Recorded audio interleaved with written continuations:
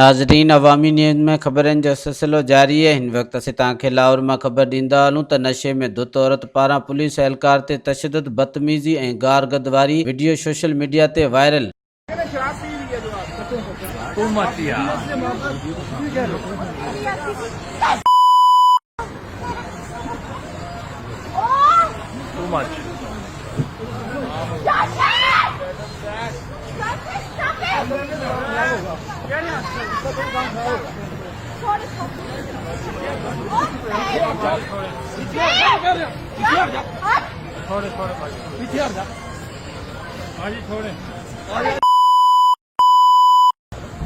No, abuse language नहीं please.